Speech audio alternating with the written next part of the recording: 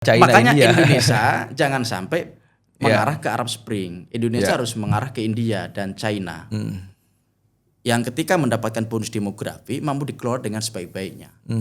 Presiden Prabowo hari ini itu benar-benar menggunakan langgam kepemimpinan yang harmoni, yang teduh, ya, merangkul, bukan memukul. Jadi semua dirangkul. Karena apa? Karena dia meyakini situasi politik itu akan punya implikasi kepada situasi ekonomi. Pak Prabowo butuh sahabat kritis demokrasi. Kalau sahabat kritis demokrasi di level parlemen sudah mandul, ya, kemudian ormas-ormas sudah mandul, ya kita berharap dengan gerakan civil society, para sahabat-sahabat mahasiswa yang kritis gitu loh.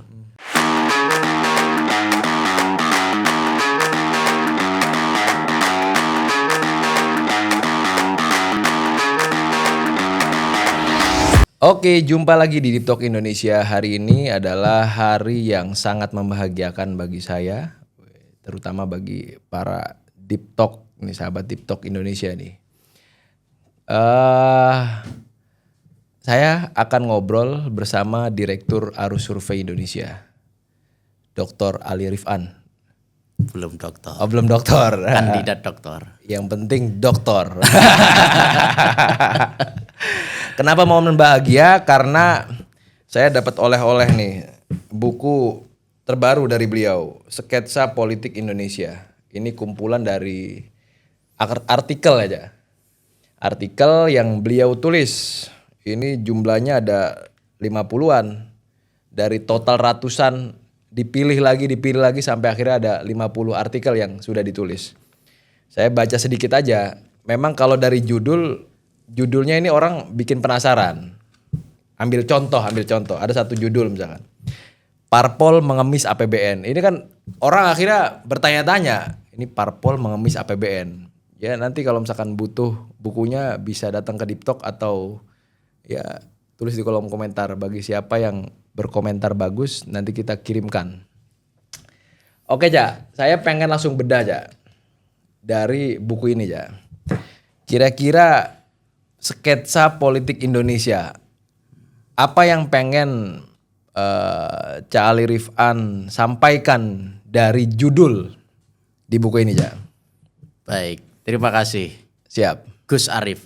Yeah. Ini kesekian kali kita diskusi di Deep Talk ya. 2 kali Cak. 2 kali ya. Karena waktu jenengan padat banget. makanya susah banget ya kan? Iya. Sok sibuk namanya.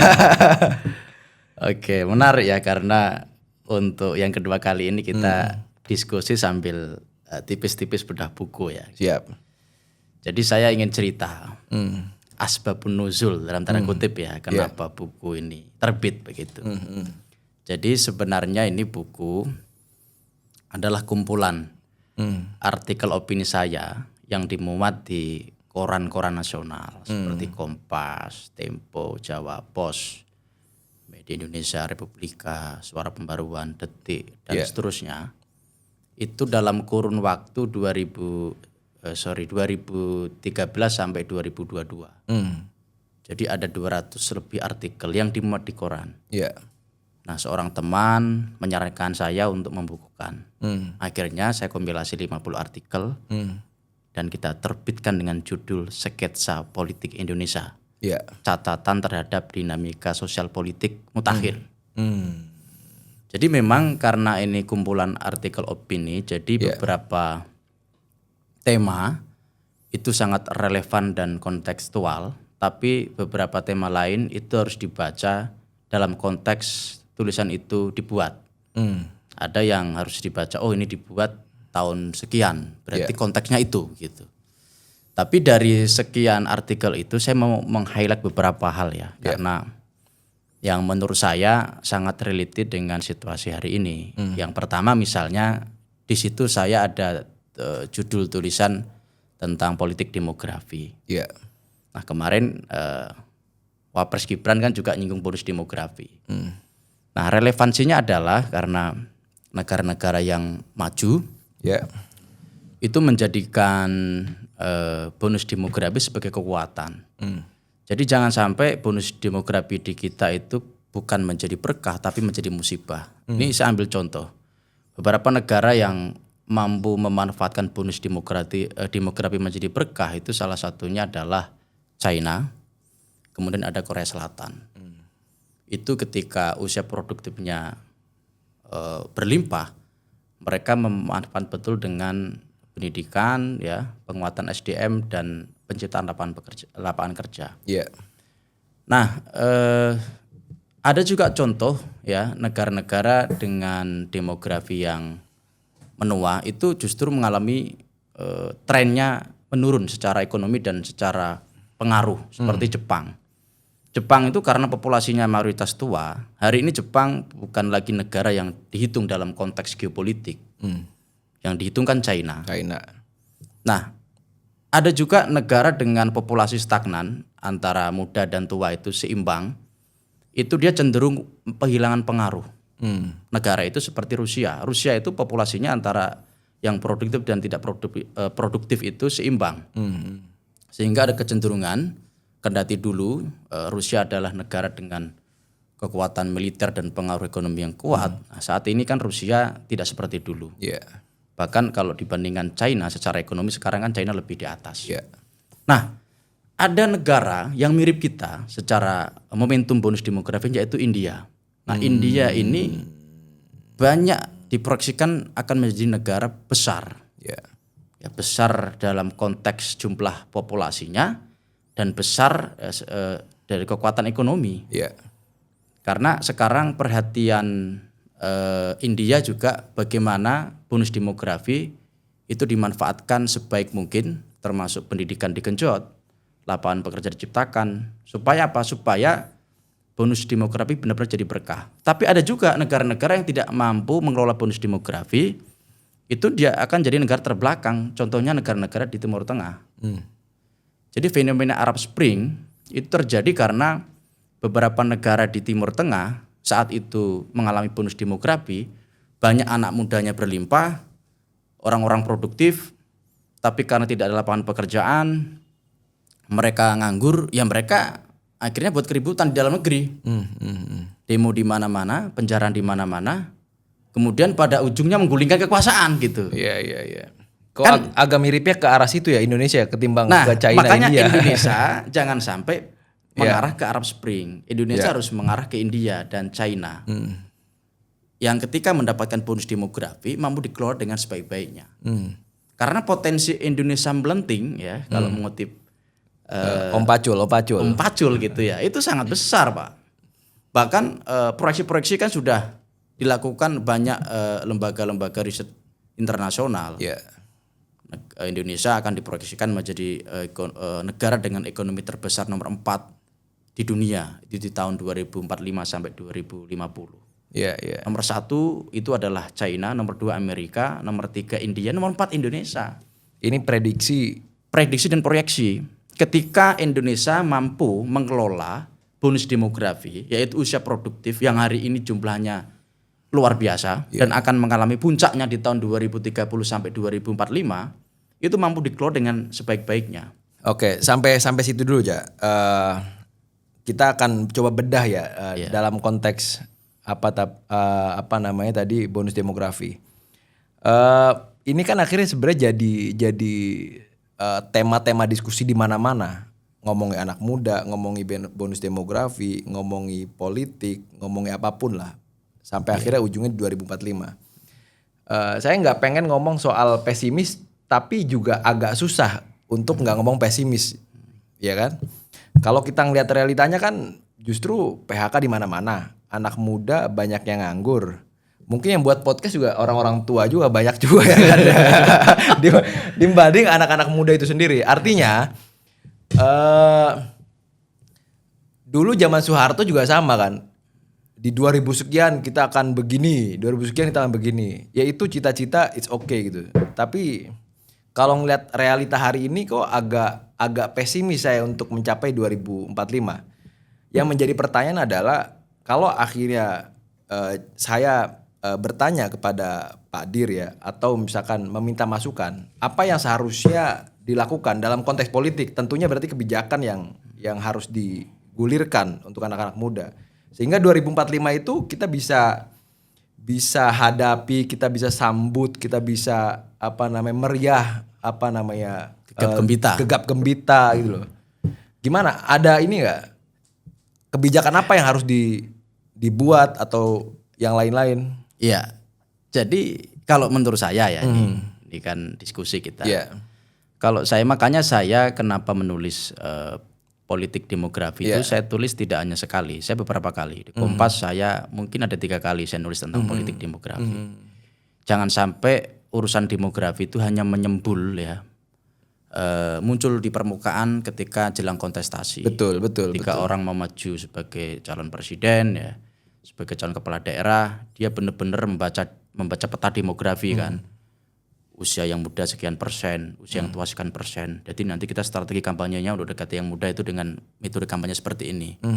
Jangan sampai landscape demografi itu hanya dipakai ketika jelang pemilu.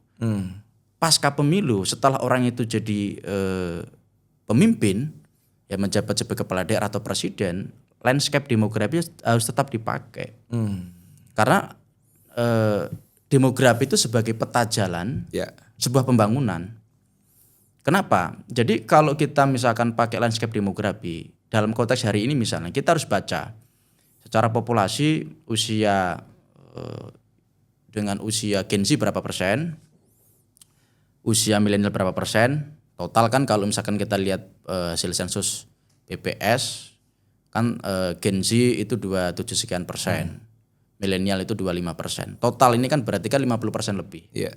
Nah kalau ngelihat demografinya semacam itu, rute pembangunannya harus diarahkan bagaimana anggaran-anggaran untuk supporting Gen Z dan Gen milenial, anak-anak muda dengan usia produktif ini harus lebih banyak. Kalau di zaman Jokowi 2 periode adalah infrastruktur, lebih ke infrastruktur, di zaman Prabowo Subianto menurut saya akan lebih bagus diarahkan ke sumber daya manusia, SDM ya. Dan hari ini menurut saya sudah agak ke sana ya, sudah bukan agak lagi, menurut saya sudah mengarah ke sana karena dengan beberapa program misalnya makan siang bergizi gratis itu juga dalam rangka bagaimana anak didik itu terpenuhi gizinya, biar EQ-nya bagus, kemudian nanti bisa berkompetisi dalam panggung global. Ada juga misalkan program-program yang menurut saya cukup revolusioner yaitu sekolah rakyat, ya, kemudian ada namanya sekolah unggulan Garuda. Itu juga salah satu concern pemerintahan hari ini untuk pemberdayaan SDM. Dan dalam pidato Presiden Prabowo kemarin di Hari Pendidikan Nasional, beliau mengatakan bahwa untuk tahun ini anggaran pendidikan tertinggi dibanding tahun sebelum-sebelumnya. Dibanding tahun-tahun sebelumnya. Artinya memang sudah ada kesadaran bahwa dalam konteks membangun bangsa ini landscape demografi dipakai. Kalau misalkan hari ini prioritasnya adalah pendidikan, peningkatan sumber daya manusia dengan beberapa instrumen program yang digulirkan ya, sekolah rakyat, sekolah unggulan, makan bergizi gratis dan seterusnya, maka kita optimis ya, lihat landscape yang ada ya. Tapi akan kita lihat 1 tahun ke depan. Ini kan pemerintahan baru berjalan 6 bulan. Tapi catatan saya begini, memang dalam konteks makro, ini kan kita kalau bicara ekonomi kan ada konteks makro dan mikro. Dalam konteks makro memang dalam kuartal pertama, triwulan pertama 2025 ini ekonomi Indonesia relatif stabil, bagus banget tidak, jelek juga tidak. Kenapa saya bilang stabil? Ya di tengah geopolitik tidak menentu, ekonomi global yang amburadul ya. Karena dalam kalau kita cek misalkan di Asia misalnya ya, apalagi Asia Tenggara, posisi Indonesia ini kan ekonomi kita kan di angka 4,87% kalau nggak salah. Tadi saya baca koran hari ini di triwulan pertama 2025. Memang kalau dibandingkan triwulan pertama 2024 kemarin memang ada penurunan. Dulu kan 5,11% pertumbuhan ekonomi. Sekarang 4,87%. Tetapi kalau dibandingkan dengan negara-negara tetangga, misalnya seperti Singapura misalnya, Malaysia, kita lebih unggul.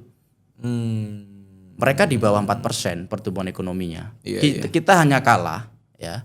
itu dengan 2 negara, Vietnam dan China.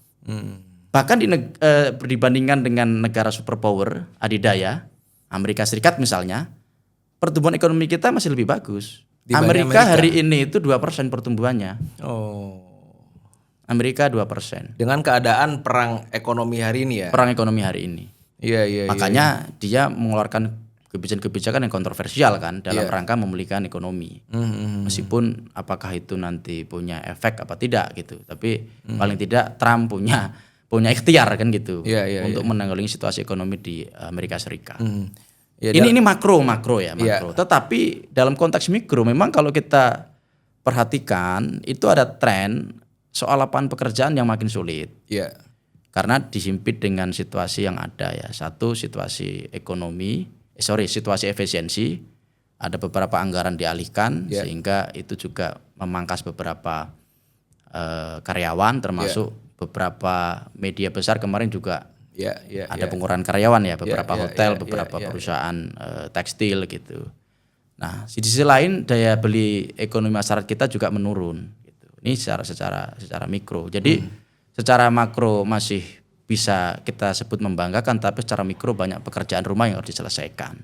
Dan ini tugas berat bagi Presiden Prabowo Subianto. Tugas berat bagi Presiden Subianto. Itulah kenapa dalam konteks hari ini kalau kita perhatikan, Presiden Prabowo hari ini itu benar-benar menggunakan langgam kepemimpinan yang harmoni, yang teduh. Ya, merangkul bukan memukul. Jadi semua dirangkul. Karena apa? Karena dia meyakini situasi politik itu akan punya implikasi kepada situasi ekonomi. Makanya dia ingin membuat situasi tetap kondusif. Termasuk ada seorang pejabat negara yang mengundurkan diri nggak diterima. Karena khawatir gaduh kan gitu. Iya. Yang kemarin ramai kan gitu. Iya. Jadi filosofi persatuan ini dipakai betul sama Pak Prabowo ya. Termasuk kan Pak Prabowo mengunjungi Bu Mega. Betul. Tahu bocoran isinya apa, Cak? Itu belum tahu. Saya juga nggak tahu masalahnya. Nah, ini apa? Saya lihat ya. Presiden Prabowo ini benar-benar konsentrasi bagaimana pertumbuhan ekonomi terjaga dan agenda-agenda kebangsaan tidak terganggu. Sehingga yang dulu sempat rame bahwa 6 bulan pemerintahnya nanti akan ada reshuffle, nyatanya kan nggak ada reshuffle. Iya. Karena meminimalisir kegaduhan. Iya. Dan agaknya memang Presiden Prabowo tidak suka dengan kegaduhan. 2 pejabat negara ya, selevel menteri dan menteri yang direshuffle atau yang mengundurkan diri itu kan karena kegaduhan. Menteri Pendidikan Tinggi dan Saintek itu karena gaduh akhirnya mundur. Tapi tidak ditolak mundurnya kan gitu, diterima kan gitu. Ada juga misalkan utusan presiden yang dulu sempat viral gaduh juga mundur, dan mundurnya nggak ada kabar lagi. Nggak tahu ditolak apa enggak ya. Ditolak apa enggak itu kan. Yang terakhir mundurnya ditolak. Jadi masuk lagi ke kabinet. Dan ini ya, kalau ngelihat-lihat Pak Prabowo ini kan karena core-nya adalah persatuan. Ini kan sebenarnya Pak Prabowo mengunjungi Bu Mega kan membunuh ego sebagai presiden. Dia berkunjung gitu loh. Udah presiden, ya terlepas mau junior senior ya. Artinya dia hari ini pemenang dan dia mengunjungi rumah Bu Mega. Ini kan membunuh ego dari Pak Prabowo sendiri aja. Hanya untuk label persatuan gitu. Ya, kalau itu sebenarnya dari dulu.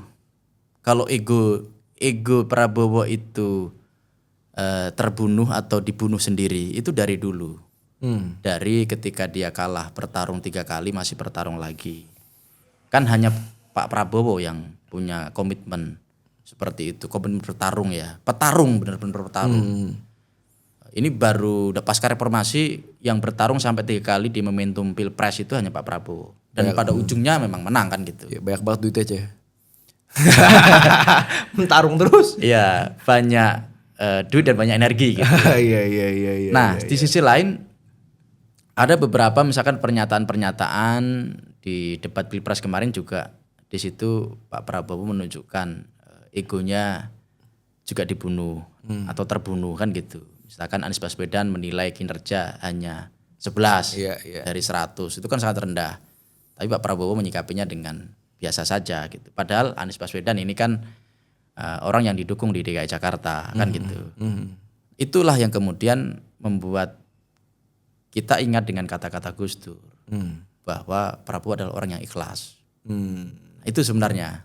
Nah, sekarang ini apalagi dengan situasi ekonomi global tidak menentu, kemudian berbagai tantangan datang silih berganti termasuk tantangan domestik ya. Di domestik ini juga tadi saya sampaikan soal daya beli masyarakat yang turun, bahkan sekarang itu muncul bukan penjarahan ya, begal di mana-mana sekarang. Itu infonya, saya dapat info dari Pantura itu sekarang banyak begal. Kenapa? Karena susah cari lapangan kerja. Dengan situasi itu Pak Prabowo menekan egonya. Yang paling penting adalah kepentingan bangsa kalau saya perhatikan dari pidatonya. Dan itu sepertinya tidak hanya retorika tetapi Eksekusi. ditunjukkan dengan aksi nyata. Bahwa dengan kan ini kan antara Pak Prabowo dan Jokowi dan Pak Jokowi ya, ini kan sering dalam framing media kan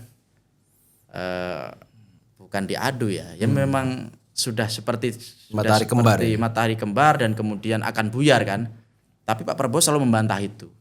Karena Pak Prabowo menghindari isu ini makin mengkristal. Makin mengkristal dan membesar. Kalau isu ini makin mengkristal dan membesar, akan terbelah masyarakat kita. Yang kemarin dukung Jokowi akan membela Jokowi, yang kemarin dukung Pak Prabowo akan membela Prabowo. Dan ini yang diuntungkan adalah masyarakat. Nah, Pak Prabowo sepertinya tidak terjebak pada isu-isu murahan seperti itu. Pak Prabowo fokus terhadap pembangunan. Sehingga dalam pidatonya kalau kita perhatikan, Pak Prabowo ini selalu bicara soal kepentingan bangsa di atas kepentingan segalanya. Termasuk itu yang kita tertarik sebenarnya, dia sebenarnya menerima kritik, tapi kritik yang konstruktif gitu. Dan menurut saya kita perlu lihat ya bagaimana nanti 1 tahun pemerintahan Pak Prabowo ini. Nah ini kan dalam waktu besok kalau nggak salah ya, hari ini hari apa? Hari Selasa ya. Besok hari Rabu ya, saya tadi baca berita Presiden Prabowo kan akan ketemu Bill Gates ya, tokoh teknologi dunia gitu. Dan salah satu obrolannya adalah soal program makan bergizi gratis. Jadi apakah Bill Gates akan mensupport itu, mengapresiasi atau mengasih penghargaan? Nah itu kita nggak tahu. Tetapi memang kalau 6 bulan ini dikasih penghargaan, menurut saya belum bisa disimpulkan ya. Paling tidak program ini bisa kita nilai secara utuh, secara komprehensif itu ketika 1 tahun berjalan. Itu baru kita bisa nilai bagaimana keberhasilan program ini. Kalau 6 bulan ini masih terlalu prematur kita menilai program makan bergizi gratis. Tetapi dari indikator yang ada sejauh ini relatif positif ya. Kendati banyak kekurangan di sana sini ya. Tetapi masalahnya tidak sampai kemudian membuat program ini dihentikan gitu. Artinya masih on the track sejauh ini. Ini tadi menarik misalkan banyak orang yang memframing dan tepuk tangan memeriahkan hubungan Pak Jokowi dengan Pak Prabowo yang konon renggang. Padahal ya selalu dibantah oleh Pak Prabowo. Ngomongin Pak Jokowi kan bukan ansih Pak Jokowi, tapi hari ini ada Gibran. Sampai akhirnya nanti pertanyaan saya minta tanggapan dari Cak Ali. Belum lama kan Purnawirawan ini kan statement lah ya. Meskipun memang itu sudah ditulis bulan Februari. Ini sama sebenarnya kayak ada deklarasi bulak sumur dari guru besar yang mengkritik Pak Jokowi waktu itu. Cuman hari ini berangkat dari Purnawirawan. Kalau kita baca secara teliti memang kayaknya full kritik Jokowi dan geng gitu ya. Kita mendukung seluruh program strategis Pak Prabowo kecuali IKN itu. Ini full tapi kecuali kan agak aneh juga ya kan. Yang kedua misalnya tolong reshuffle menteri-menteri yang ada kaitan dengan Pak Jokowi. Yang paling menggegerkan lagi misalkan kalau dulu di zaman presiden sebelumnya kan gaduh apa presiden harus turun. ya kan, dari zaman Bu Mega, Gus Dur, Soeharto, SBY, zaman BBM waktu itu, Pak Jokowi gitu. Bukan Kiai Ma'ruf ya yang suruh turun. Ini Gibran yang malah suruh turun. Gimana menurut Cak Ali? Ya, saya sependapat dengan yang disampaikan Pak Wiranto. Jadi di alam demokrasi, aspirasi apapun itu ya silahkan. Itu kan sebuah aspirasi, Pak. Ya. Nanti kan akan diuji secara konstitusi. Apakah bisa dilaksanakan atau tidak secara konstitusi, secara politik. Ya. Secara konstitusi sudah ada mekanisme yang tersedia. Harus ada ini dulu ya, kesepakatan dari DPR dulu, nanti kemudian diputuskan oleh MK bersalah atau tidak. Begitu bersalah baru diputuskan MPR gitu. Ya. Sepertiga dari 1/3 ya, 2/3 Ya. 2/3 dari jumlah parlemen hari ini misalkan memberikan satu ini kan keputusan bahwa ini layak dimaksulkan kan gitu dengan beberapa argumentasi. Argumentasinya harus kokoh kan gitu. Sudah juga ada yang menyampaikan beberapa hal yang bisa diarahkan ke sana. Tetapi sekali lagi kalau saya sih ini biarin aja, Pak. Kalau saya ya, nanti kan akan teruji. Apakah seorang wapres bisa dilengsarkan atau tidak akan teruji. Kalau memang wapres on the track, tidak punya persoalan hukum, ya, tidak punya problem moral dan tidak punya tendensi ke sana, ya, tidak ada persoalan yang serius yang bisa dijadikan alat untuk memakzulkan, ya harusnya fine-fine aja gitu. Nah, dari 8 tuntutan itu kan memang yang paling menarik kan nomor 8 kan gitu. Nomor 8. Sama nomor 1 sebenarnya. Nomor 1 itu saya juga ngelihat nggak pas kalau nomor 1. Kita kembali ke Undang-Undang Dasar 45. Iya, nanti itu sistem parlementer. Dan nanti tidak ada pemilihan langsung. Iya. Sehingga menurut saya tuntutan nomor 1 kurang relevan untuk hari ini. Selain itu sih oke-oke saja. Apalagi tuntutan-tuntutan seperti reshuffle para menteri yang tersangkut korupsi misalnya, itu oke. Nah, kalau para menteri yang loyalis Jokowi, apakah di reshuffle atau tidak, ya tergantung Pak Prabowo gitu. Iya. Pertanyaan selanjutnya, perlu nggak Pak Prabowo itu menanggapi tuntutan ini? Sebenarnya nggak perlu kalau Pak Prabowo. Sudah diwakili kemarin sama Pak Wiranto. Karena khawatir ketika nanti presiden menanggapi itu berarti kan masalah serius. Nah, kalau dengan presiden tidak menanggapi itu kan masalah biasa saja. Ini aspirasi biasa. Iya. Karena khawatir nanti publik konsentrasi ke sini, Pak. Karena ini isu yang cukup sensitif dan menggiurkan bagi para petualang politik kan begitu. Iya. Benar. Bagi para penjudi politik ini isu yang seksi. Karena Pilpres masih lama 5 tahun lagi, Pak. Nah, sekarang mereka bisa jualan. Siapa yang mau jadi Wapres ini kan gitu. Iya. Oke lah, kayak misalkan guru-guru besar itu kita anggap, saya akan tetap mengajar hal itu ya. Guru besar kita anggap bukan siapa-siapa, meskipun ya kita tahu tanpa guru besar Indonesia nggak akan jadi apa-apa gitu. Karena dari pemikiran guru besar itulah akhirnya Indonesia bisa seperti ini. Tapi kalau ngomong 8 itu kan kita nggak bisa menafikan ada mantan wakil presiden Pak Tri Sutrisno yang tanda tangan juga di situ. Artinya ini bukan barang yang akhirnya bisa kita biarkan begitu saja. Aspirasi ini aspirasi yang cukup serius saya kira. Ya, saya sepakat. Ini aspirasi nggak kaleng-kaleng istilah saya. Ini aspirasi yang sudah dipikirkan matang. Dan kalau kita perhatikan orang yang tanda tangan di situ juga bukan kaleng-kaleng, Pak. Betul. 300 nama-nama itu kalau kita telusuri, kita tracking, kita telisik, itu mereka bukan kemudian barisan sakit hati, Pak. Betul. Mereka adalah orang-orang yang merasa ya pada titik tertentu ini ada sesuatu yang berbahaya di masa depan.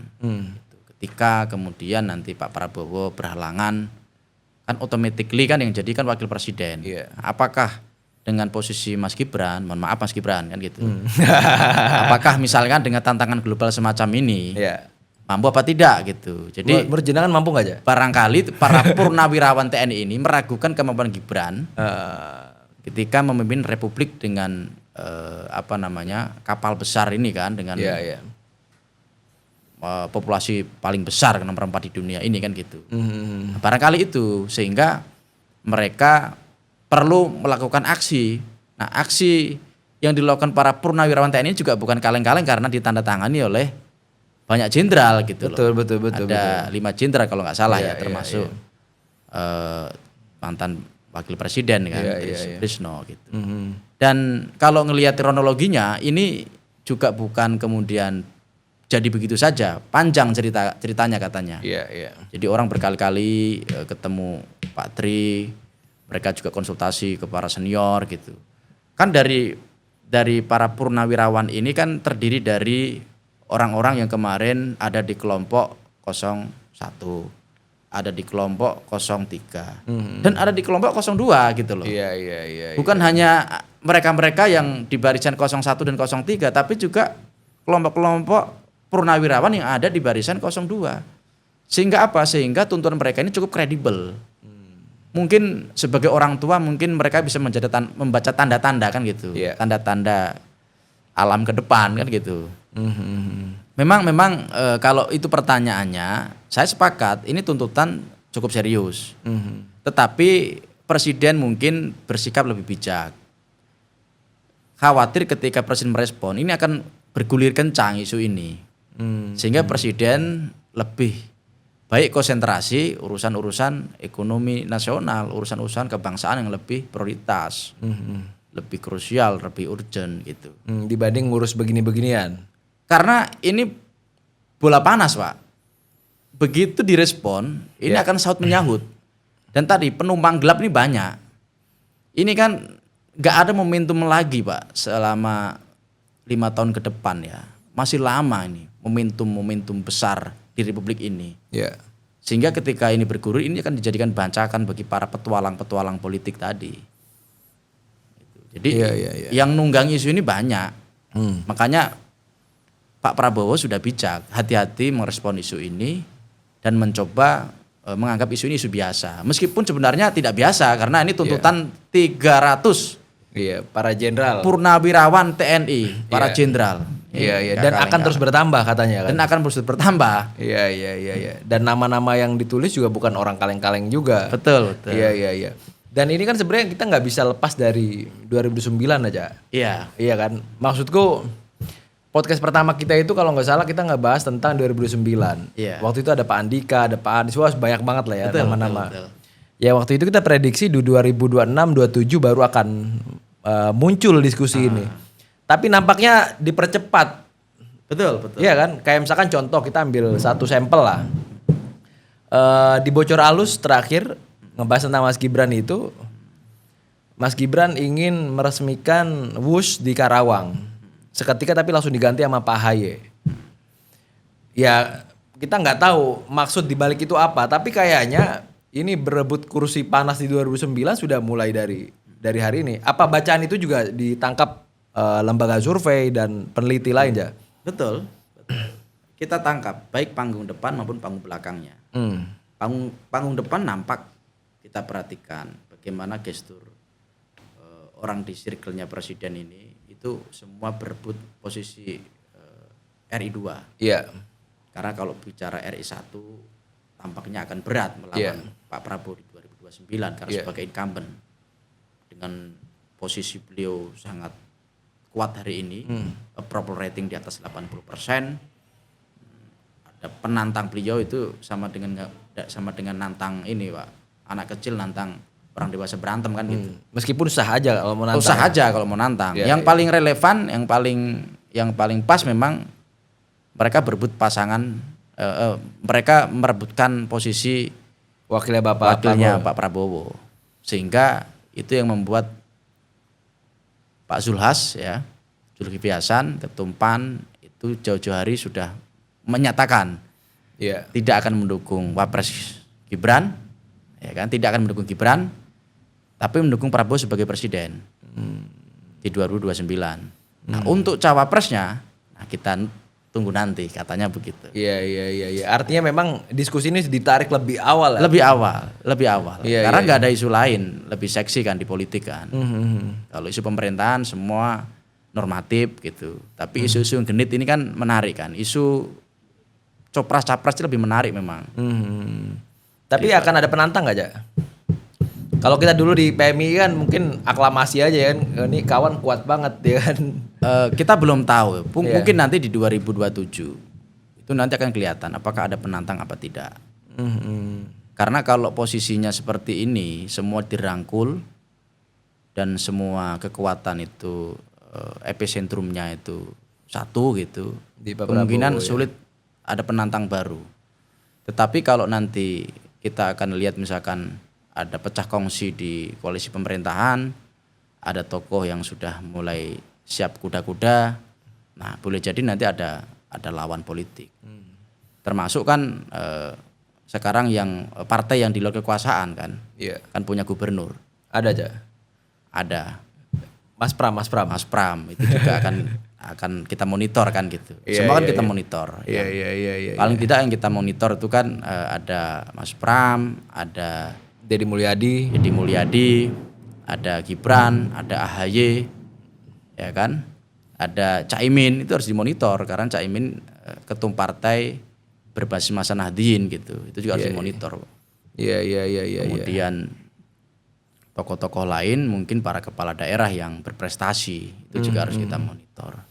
Tapi kayaknya 2009 nggak semenarik 2024 aja. Memang nggak semenarik 2024. Artinya kalau kontestasinya. 2024 kan kita melihat 0-0 kan karena nggak ada 0-0, incumbent di betul, sana kan. betul. Kalau hari ini sama kayak zaman siapa? Oh, zaman Pak Jokowi juga sama sih 0-0 juga 2014 ya. Dan apa namanya? Ya kayaknya akan nggak menarik aja saya lihat di 2029 nih. Pak Prabowo masih sangat kuat dan menguasai berbagai macam lini di pemerintahan hari ini. Dan saya juga nggak percaya bahwa hari ini ada oposisi, Jak. Jadi semua isunya kan mendukung pemerintahan dan nggak menarik. Iya, Jak. Ya sebenarnya kalau konteksnya demokrasi, oposisi tetap penting. Makanya kalau oposisi di parlemen sudah mandul ya, sudah tidak berjalan sebagaimana mestinya, butuh oposisi di level civil society, di level masyarakat. Makanya gerakan mahasiswa, ormas itu harus jadi oposisi. Paling tidak memberikan satu semprit ya ketika memang nanti perintah berjalan tidak sesuai dengan harapan masyarakat gitu. Paling tidak mengingatkan saja gitu. Karena bahaya satu pemerintahan tidak ada oposisi. Dan Prabowo menyadari itu. Prabowo juga dalam beberapa kesempatan mengatakan ya kita perlu dikritik, diberi masukan gitu. Termasuk barangkali kemarin ketemu Bu Mega kan minta masukan. Dan itu kelebihan Pak Prabowo, dia tidak sungkan meminta masukan kepada para seniornya, ke Pak Jokowi, ke Pak SBY, termasuk ke Bu Mega. Gitu. Itu yang positif dari Pak Prabowo. Iya. Dan kayaknya kalau kita ngeliat DPR juga kan nggak begitu kontra, bahkan nggak kontra gitu. Nggak kontra, termasuk fraksi PDIP dalam beberapa kasus ya, termasuk undang-undang revisi undang-undang TNI kemarin kan PDIP juga mendukung. Dan beberapa RUU sebelumnya juga mendukung. Jadi memang nyaris meskipun sekarang menguasai 81% ya secara de facto, secara de jure ya, tapi secara de facto sebenarnya hampir 100%. Karena PDIP betul. sikapnya kan tidak tegas kan. Justru kalau melihat beberapa pernyataan petinggi PDIP ini kan istilahnya bukan oposisi. Istilah mereka kan ya dia akan memberikan dukungan ketika itu memang sesuai dengan aspirasi rakyat gitu. Iya. Tidak ada sikap yang tegas oposisi. Beda dengan di zaman SBY dulu, di zaman Jokowi dulu. Itu oposisi ya memang oposisi. Iya. Dan ini celakanya ketika ada rumor di DPR itu ada orang terkuat yang kita sebut dengan ketua umum DPR itu Bang Dasko gitu ya. Iya. Ini kan bukan ketua umum, Pak Ketum. Wakil ketua. Tapi yang sebutan ini Don Dasko ini kan ketua umum DPR dan ketua boleh Puan ya kan, ketua DPR ketua umum kan Don Dasko. Ini kan anggapan awam kan begitu ya. Iya. Maksudku gini, ketika ketua umum DPR saja akhirnya menjadi toa, menjadi corong pemerintah, maka tugas-tugas DPR kan nggak ada sampai akhirnya nggak ada hari ini kan. Ya contoh misalkan check and balance misalkan, apakah berjalan? Kayak nggak berjalan. Atau misalkan mengkritisi hal-hal yang dinilai kurang baik, misalkan undang-undang TNI misalkan, kan DPR malah jadi event organize daripada pemerintah gitu. Bayangkan saja misalkan ada 3 undang-undang yang tidak masuk ke prolegnas, undang-undang TNI, undang-undang Minerba, undang-undang BUMN, justru ini yang digolkan di awal, padahal nggak masuk prolegnas nih 2025. Artinya ya peran-peran DPR juga nggak bagus. Jadi percuma kritik masyarakat dan lain sebagainya, kayak agak percuma juga aja.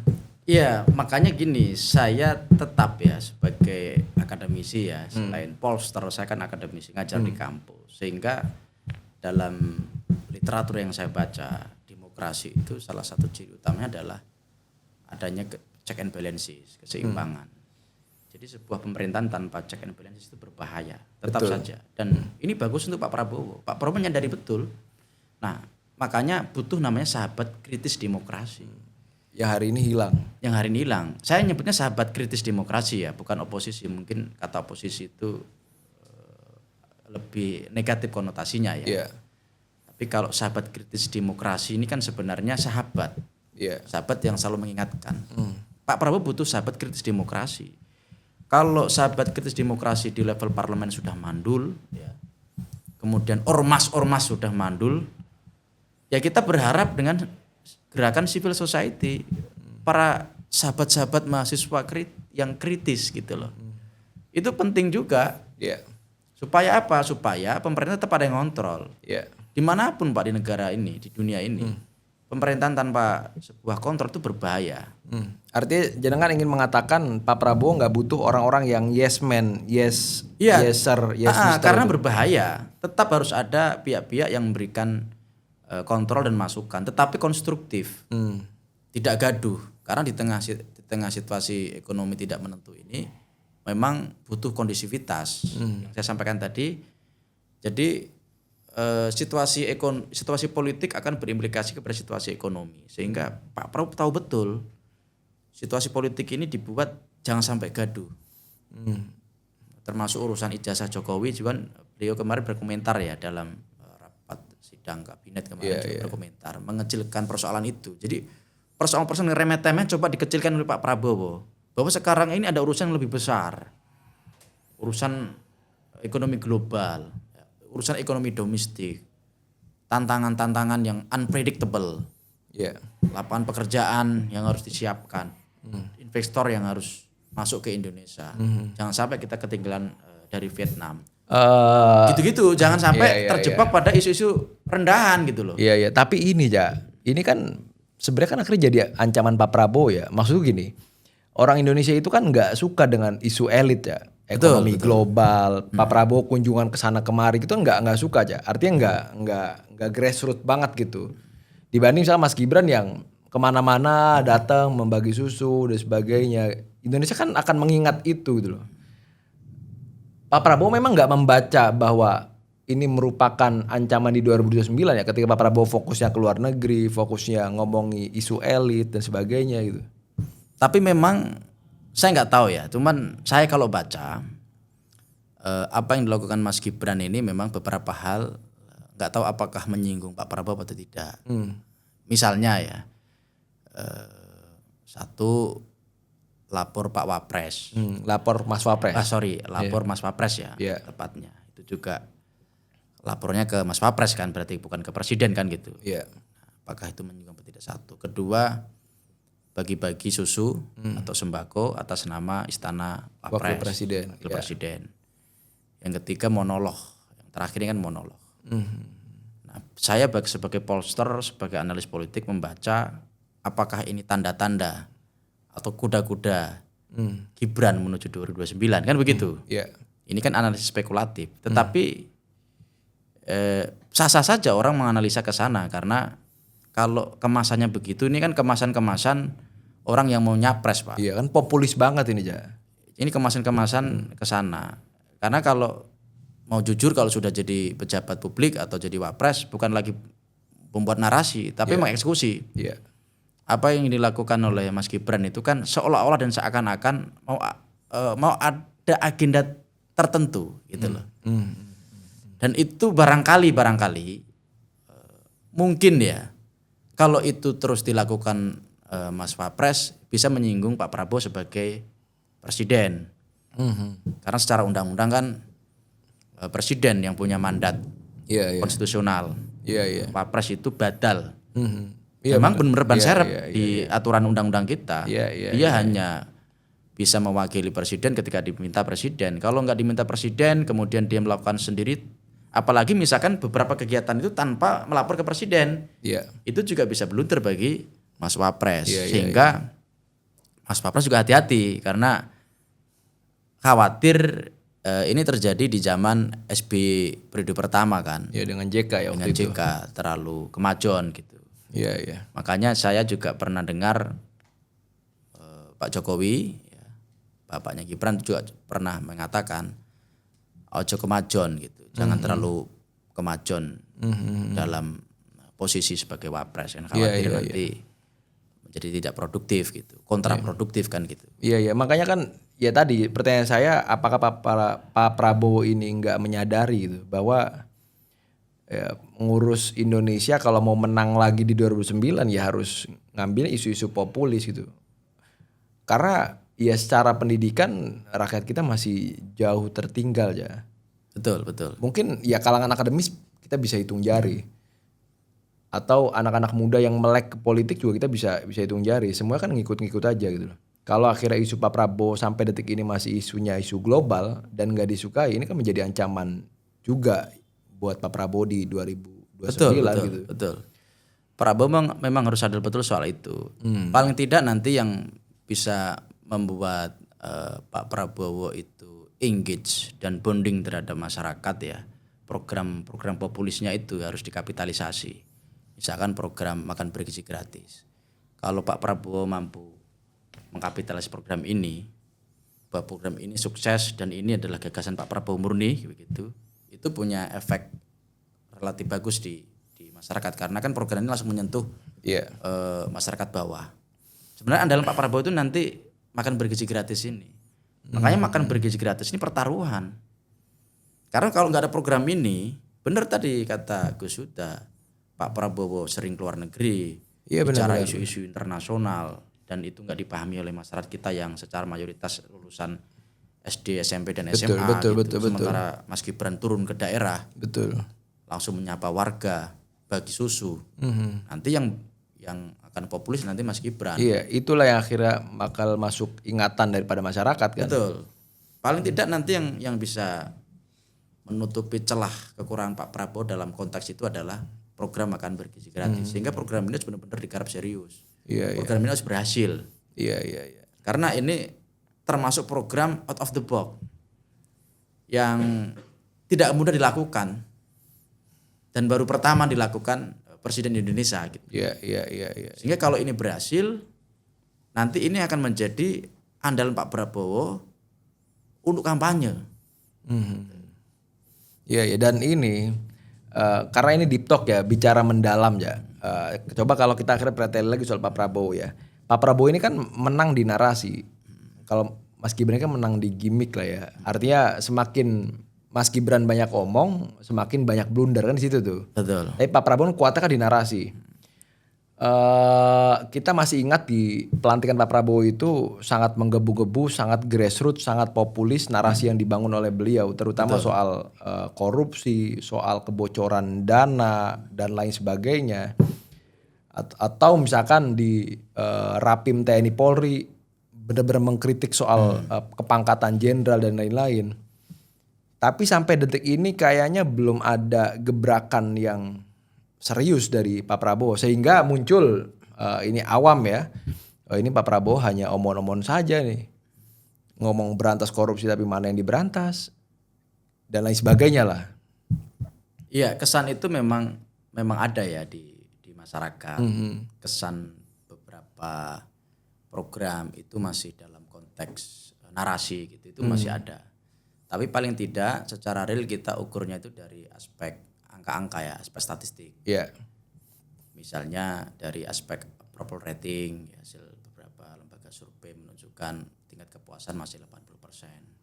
Kemudian pertumbuhan ekonomi masih stabil. Sekarang di posisi 4,87% gitu-gitu. Sebenarnya itu yang kemudian paling tidak itu menjawab bahwa Pak Prabowo itu kinerjanya itu inilah ya ada kan gitu. Karena kalau disebutkan dalam konteks lain kan susah, tapi kan kalau sudah sebutnya angka-angka kan itu kan bisa dipertanggungjawabkan kan gitu. Sebenarnya di situ yang kemudian kita paling tidak hari ini itu meskipun di tengah persoalan begitu rumit, tapi situasinya masih relatif stabil. Ya, ini kan memang semua kan mengalami turbulensi ekonomi. Negara mau didaya, negara dengan ekonomi awalnya stabil, sekarang lagi mengalami turbulensi. Tetapi Indonesia masih di posisi yang stabil. Paling tidak itu yang kemudian membuat Prabowo masih optimis. Nah, Prabowo juga diuntungkan dengan posisinya itu meneruskan Pak Jokowi kemarin. Nah, transisi dari Pak Jokowi dan ke Pak Prabowo ini kan sangat mulus. Tidak ada gejolak politik yang berarti, sehingga itu membuat stabilitas ekonomi juga terjaga. Ini lain cerita kalau kemarin itu misalnya posisi Pak Prabowo itu bermusuhan dengan presiden sebelumnya. Mungkin di awal-awal approval ratingnya nggak setinggi ini. Saya itu sebagai pollster, sebagai orang yang 15 tahun di lembaga survei, saya agak kaget kemarin itu baca data Litbang Kompas yang 100 hari pemerintahan Prabowo Gibran. Approval ratingnya itu 80,sekian%. Ini awal-awal sudah segini, ini tertinggi pasca reformasi. Tidak ada presiden pasca reformasi yang 100 hari approval ratingnya itu 80 sekian %. Rata-rata di 100 hari bahkan 6 bulan itu rata-rata ya 60%. Paling banter 70%. Rata-rata 60%. Tapi ini bisa langsung melesat di angka 80% itu luar biasa. Nah, kalau saya analisa, rupanya ini juga ada efek apa yang dilakukan oleh Presiden Jokowi kemarin karena melanjutkan. Jadi euforia Jokowi masih terasa di pemerintahan Prabowo. Jadi tidak ada gejolak apapun, sistem juga tidak ada yang berubah secara signifikan, semua smooth. Itu yang kemudian membuat situasi masih stabil. Sebenarnya alasan di situ, bukan variabel kinerja saja. Kalau kinerja saya sepakat dengan pertanyaan Gus Huda.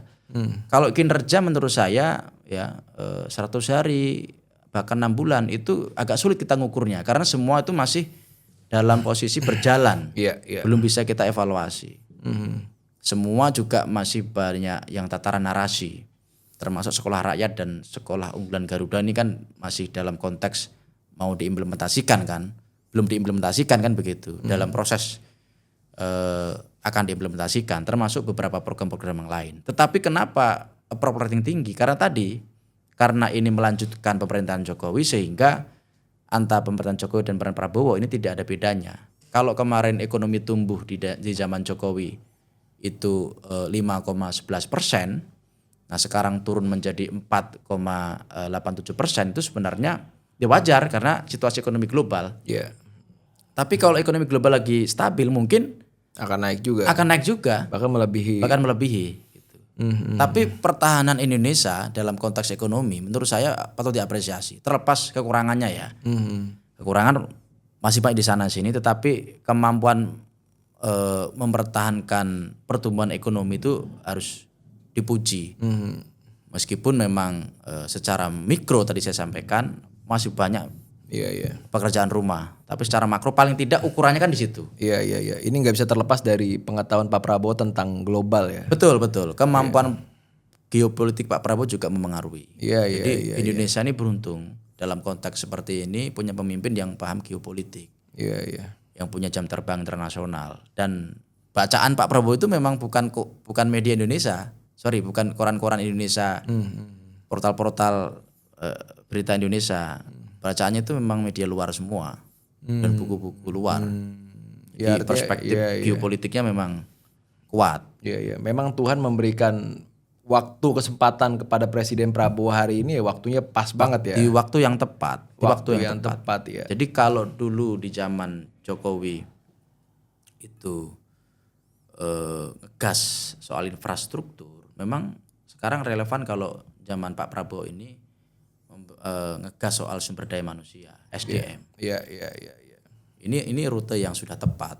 Infrastruktur dibangun dengan baik, kemudian SDM juga dibangun dengan baik. Dan ini seperti yang disampaikan oleh Sri Mulyani ya. Sri Mulyani sebagai mantan pejabat Bank Dunia mengamati negara-negara maju.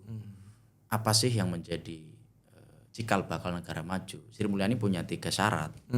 Pertama adalah birokrasi yang bersih. Kedua adalah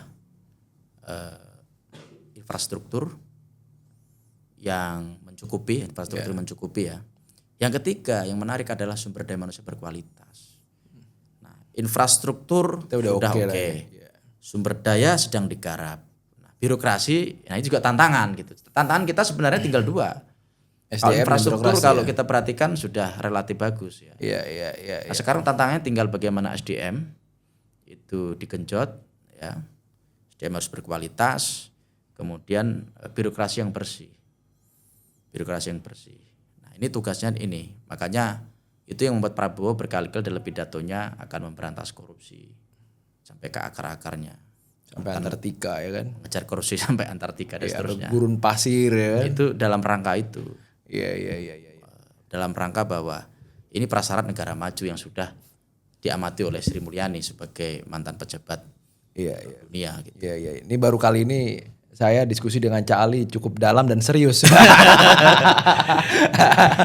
Karena sudah bukan lagi momentum pemilu dan pilkada kan. Fokusnya pemerintahan. Membangun pemerintahan yang baik dan bersih ya kan. Itu sebenarnya yang lagi dikejar Pak Prabowo ya. Iya. Semoga ini bukan akhirnya jadi akhir dari diskusi kita Cak. Iya. Tapi memang sangat disayangkan di waktu saya udah diperingati sama kameramen ya kan. Waktu gitu kan. Kameramen kita luar biasa. Tepat ini kan. Iya. Ini makasih atas waktu dan kesempatan aja. Sama-sama. Memang bawaan jas itu berbeda dengan gaya bicara. Ya. Kalau pakai jas udah macam kayak di Metro TV ya kan. Sekali lagi makasih ya atas waktu dan kesempatannya. Sama-sama Gus Yuta. Semoga ini menjadi kritik yang konstruktif kepada pemerintah dan tentunya bagi teman-teman yang nonton ini menjadi pengetahuan yang luar biasa saya kira karena pembahasannya sangat serius dan kalau ada waktu masih panjang sebenarnya masih banyak yang pengen saya bahas dari buku ini. Sekali lagi makasih Cak atas waktu dan kesempatannya. Siap Gus Yuta. Ya, sukses dan semoga berjaya selalu. Amin. Jangan lupa like, komen dan share dan nantikan video selanjutnya.